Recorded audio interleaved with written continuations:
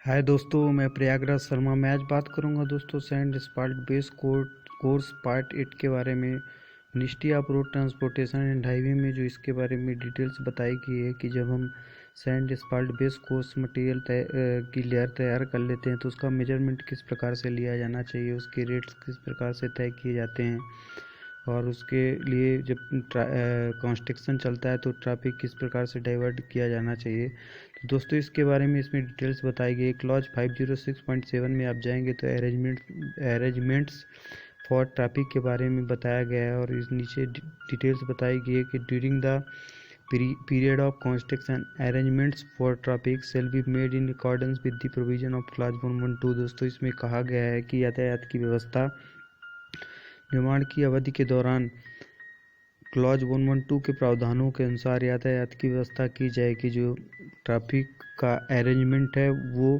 Clause 112 के प्रावधानों provisions के अकॉर्डिंग जो है वो निर्धारित किया जाएगा कंस्ट्रक्शन के दौरान। इसके बाद दोस्तों इसमें क्लॉज 506.8 में मेजरमेंट फॉर पेमेंट के बारे में बताया गया है कि हमको किस प्रकार से मेजरमेंट लेकर जो है भुगतान करना, पेमेंट करना है। भुगतान के लिए माप किस प्रकार से की जानी चाहिए। दोस्तों इसमें नीचे बताया गया है, कहा गया है कि sand asphalt base course materials shall be measured as finished work for the area covered in cubic meters, metric tons or in square meters at a specified thickness as stated in the contract। दोस्तों इसमें कहा गया है कि जो sand asphalt base course material को contract में बताए गए अनुसार एक दिए गए थिकनेस पर क्यूबिक मीटर में या कि मैट्रिक टन में या स्क्वायर मीटर में कवर किए गए एरिया के जो एरिया तैयार है, जो कवर किए गए क्षेत्र के लिए तैयार कार्य के रूप में मापा जाएगा। जहां पर इसका कार्य जो है फिनिश हो गया है, वर्क फिनिश हो गया है, तो उस कार्य को जो है मेजरमेंट लिया जाएगा, उस कार्य का मेजरमेंट लिया जाएगा और वो मेजरमेंट जो इंजीनियर द्वारा लिया जाएगा वो क्यूबिक मीटर में होगा या कि मैट्रिक टन में या स्क्वायर मीटर में। जितना भी एरिया जितने भी एरिया का कार्य जो है फिनिश हो गया, वर्क फिनिश हो गया, उस कवर किए गए एरिया का जो है मेजरमेंट लेके उसका भुगतान किया जाएगा दोस्तों। इसके बाद इसमें जो है रेट के बारे में बताया गया है। क्लॉज 506.9 में रेट के बारे में इसमें डिटेल्स दी गई हैं दोस्तों। इसमें कहा गया है कि the contract unit rate for sand asphalt base course materials will be payment in full for carrying out the required operations including full compensation for all components listed in clause 501.8.2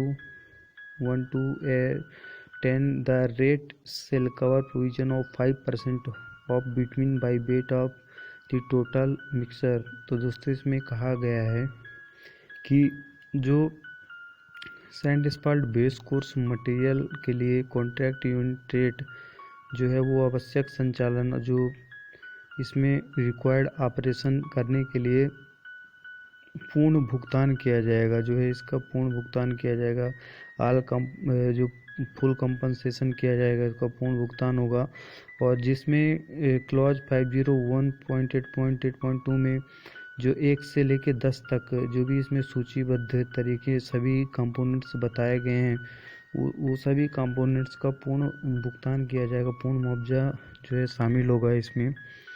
और इसमें दोस्तों जो बिटवीन का rate रहेगा वो between का rate जो है वो 5% of between by weight of total mixture का 5% जो है प्रोविजंस के अकॉर्डिंग उसका रेट तय किया जाएगा। तो इसमें वही बताया है कि जो बिटवीन की दर है वो कुल मिश्रण के भार के अनुसार 5% बिटवीन का प्रावधान होगा इसमें। इसके बाद दोस्तों इसमें डिटेल्स और भी बताई गई नीचे और कहा गया है कि the variation in the actual percentage of between used will be assessed and the rate adjusted plus or minus as applicable. दोस्तों इसमें कहा गया है कि उपयोग किए गए बिटवीन के वास्तविक प्रतिशत में भिन्नता का आकलन किया जाएगा कि वास्तव में बिटवीन की क्वांटिटी कितनी लगी हुई है साइड पे, तो उसका जो है मेजरमेंट किया जाएगा। और मेजरमेंट करने के बाद दोस्तों उसमें पता किया जाएगा, उसमें निकाला जाएगा कि वास्तव में इसमें वेरिएशन कितना है, एक्चुअल परसेंटेज ऑफ बिटवीन जो है वो कितना लगा हुआ है और जो हमारा इसमें दिया गया है कि 5% टोटल बेड का लेना है, तो इसमें कितना उपयोग किया गया है, तो उपयोग किए गए बिटवीन के वास्तविक प्रतिशत में भिन्नता का आकलन किया जाएगा साइड पे, और जो भी उसमें प्लस माइनस होगा वो दर जो है समायोजित प्लस माइनस की जाएगी। जब रेट तैयार किया जाएगा, इसका पेमेंट किया जाएगा, तो उसमें प्लस माइनस किया जाएगा और देखा जाएगा यदि उसमें बिटवीन ज़्यादा लगा है तो उसका प्लस किया जाएगा, यदि कम है तो माइनस किया जाएगा। उसके हिसाब से इसमें पूर्ण भुगतान किए जाएंगे, इसके रेट तय किए जाएंगे।